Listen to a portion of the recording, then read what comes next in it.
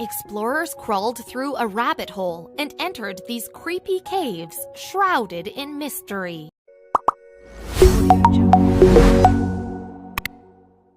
You're in a field somewhere in the English county of Shropshire, struggling through some undergrowth. You come to a tree. At its roots is something that looks like an oversized rabbit hole. You slip down the sloped, muddy entrance, and suddenly you're in an elaborate labyrinth of passages and chambers carved from bare rock. You feel like you've traveled back in time to the Middle Ages. Sounds like a slightly weird fantasy? Well, it's not. This underground structure really does exist about 120 miles northwest of London, and you do enter it via what looks like the entrance to some animal's lair. Of course, there's a very famous rabbit hole in literature, the one that appears in Lewis Carroll's 19th century fantasy, Alice's Adventures in Wonderland. What you'll find down that Shropshire burrow entrance is hardly less astonishing than what Alice found in her rabbit hole. The interior, completely dry even when it's wet outside, is skillfully carved from the local sandstone. The underground marvel is called the Cainton Caves, although the website of Historic England, a government-backed agency, prefers to call it a grotto. One man who took the trouble to track down the entrance to Cainton Caves and to explore them was photographer Michael Scott from the city of Birmingham, just 20 miles from the site. He explored the caverns in 2017 and described his experience to the BBC. He said, "I traipsed over a field to find it. If you didn't know it was there, you would walk right past it." Intriguingly, Scott continued, "Considering how long it's been there, it's in amazing condition. It's like an underground temple." That's right, the carefully carved caves reminded him of a place of worship.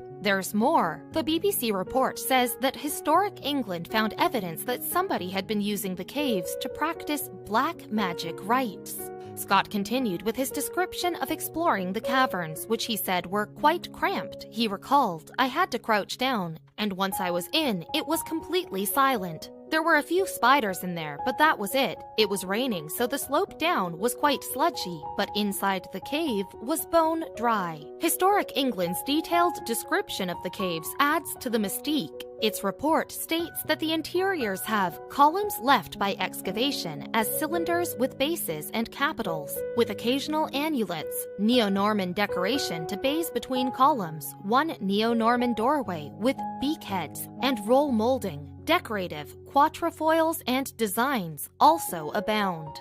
You don't need to understand all those technical architectural terms to get the picture that what you'll find if you venture into these caves is truly amazing. Yet, there they are, just 3 feet below the surface of the Shropshire countryside. But who on earth built them? And what was their original purpose? One thing we do know is the origin of the name Cainton Caves. That comes from the nearby country mansion Cainton Hall. It's always been a private home, and its contemporary owners also own the land where the grotto is. Cainton Hall was built in 1803 after an American, one W.J. Young, inherited the land where it stands from his sister-in-law. You might think that owning the Cainton Grotto would be rather an attractive proposition. Think again. In fact, the caves have been a source of trouble for the owners over the years, even although there have been multiple efforts to block the entrance. People still keep breaking in, and the trespassers often leave an unholy mess behind. As we've mentioned, it seems some have used the mysterious labyrinth for strange and unusual practices. The Birmingham Live website reported a bizarre story in 2017. Apparently, one day, 2 fellows knocked on the door of Cainton Hall. Sheepishly, they asked if they could enter the caves to retrieve their ceremonial robes. The 2, it transpired, were warlocks. The Birmingham Live website also interviewed Dominic Wass, who had been living on the Cainton estate for a couple of years. He said, "There's definitely some strange stuff gone on down there. It's surreal to have 2 warlocks knock on your door, but at least they asked. It's the mess left behind by the ones that don't. Some of the requests have been very weird."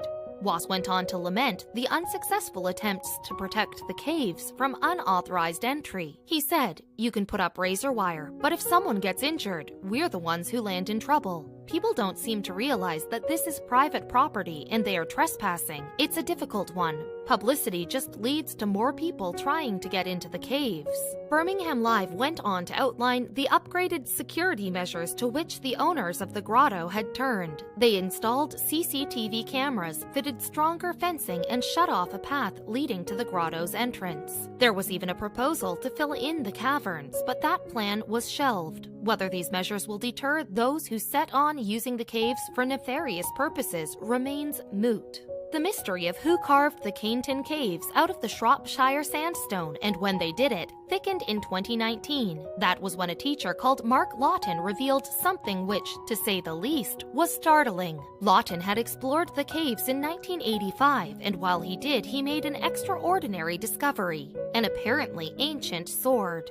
Lawton told BBC, "We were walking towards the bottom end of the cave. It doesn't really go anywhere, and it was pitch black when we saw something sticking out of the sand. I pulled it, and out came a sword, and it wasn't just any sword." Although at the time, Lawton had no inkling of the significance of his find. In fact, Lawton took the sword to his home in the village of Wimborne, Staffordshire, little more than a 20-minute drive from the caves. Speaking to local newspaper, the Shropshire Star, he said that, "I have never done anything with the sword. It has been sitting on my windowsill ever since." But as Lawton told the BBC, "I'd always wondered about its age." Finally, after more than 3 decades, he decided to try to find out more about the mysterious sword. So he sent the battered weapon, which was rusted, missing its point, and with the hilt snapped off the blade, to a specialist.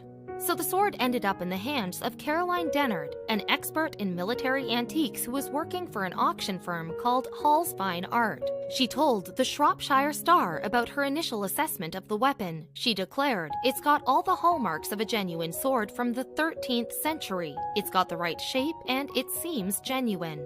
Dennard continued, "In populated areas, knights were the only people authorized by the king to carry weapons, so it is a probable assumption that this was owned and carried by a knight. Similar ones in excavated condition can make anywhere from $2,800 to $4,250. There's a condition issue with this. It's been broken at the tip and has probably lost 8 inches. Speaking to the BBC, Dennard was a little more cautious in her assessment of the sword. Although she told them, stylistically it's very in line with other swords I've seen. She also pointed out that the weapon would have to be put through tests. Only then could the possibility that it was actually a Victorian replica be ruled out. In fact, the sword's condition does seem to have affected its value. Ultimately, it sold at auction for a little short of $750. The Hall's sale note stated that although local mythology ties this cavern system to the Knights Templar, some historians believe the caves to be 19th century in date. Nevertheless, the sword is a historically interesting find and certainly warrants further research. As far as we know, such further research is yet to happen, so the sword's actual age remains unknown. Plus, we're none the wiser as to how this weapon found its way to the Cainton Grotto. But that brief sale note gets to the nub of this intriguing conundrum. For there are 2 theories about the origins of the Cainton Caves, and they both can't be true. Let's deal first with the idea that the caves actually date back to medieval times.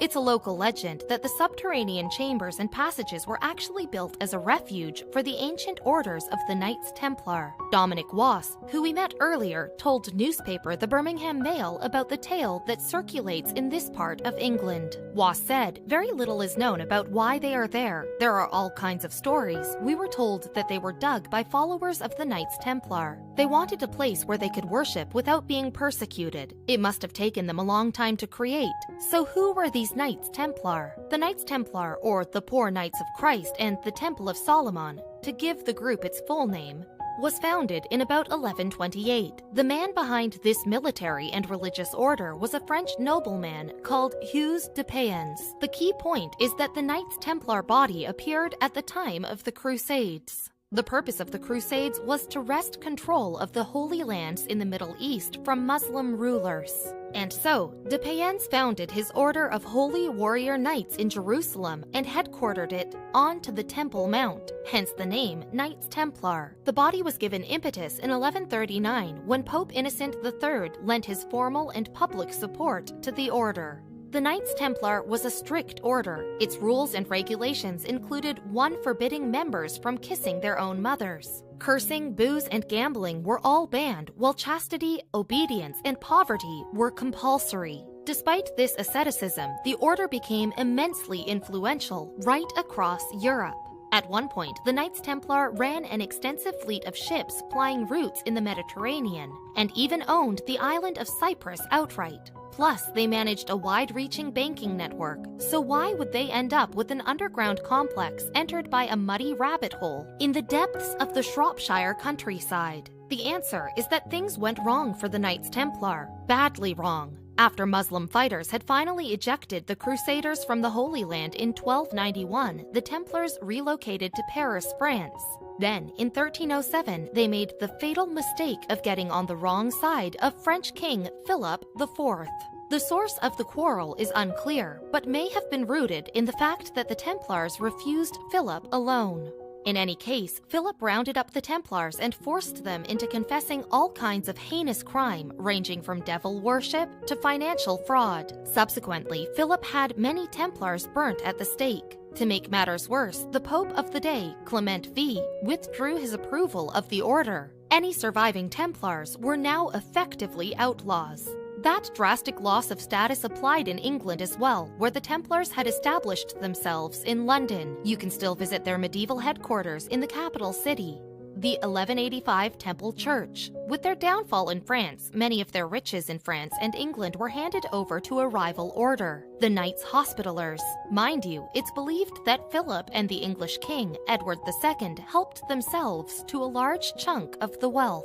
As the history website points out, most experts agree that the Knights Templar order was entirely dissolved 7 centuries ago. But there are those who believe the group actually lived on as a clandestine organization operating in secret. In fact, the Knights Templar have attracted many myths and conspiracy theories over the years. There are those that believe that the Templars hid the Shroud of Turin, the cloth allegedly used to cover the body of Christ. Others say that the order held fragments of Jesus' cross or even possessed the Holy Grail and the Ark of the Covenant. Additionally, author Dan Brown featured the Knights Templar in his hugely popular 2003 conspiracy thriller, The Da Vinci Code. So, there we have it, an explanation for the Canetown Cave's origin. The persecuted Knights Templar needed a hideaway where they could worship in safety, hidden from their persecutors. So they carved this extraordinary labyrinth of chambers in the Shropshire countryside. It's a great story,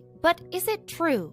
Sadly, in a word, no. In a 2017 article, the history website comprehensively debunked this intriguing but entirely fictional story. One man the website interviewed was medieval historian Dan Jones. He was especially blunt in his demolition of the tale. He pointed out that it takes about 2 clicks on Google or a phone call to English Heritage to debunk the story. English Heritage is the body entrusted with looking after the nation's historic buildings. Jones continued, lambasting the press for perpetuating the Knights Templar story. He said, the real question then is, why is every news network from Fox to the BBC carried threadbare headlines with such glee? Jones did not leave his caustic rebuttal there. He went on to try and explain how such a tale could have arisen. Jones said, people love the romance and the possibility of the Templar story, and over time, the order has come to be seen as an all-powerful secret sect who operate untouched across the generations,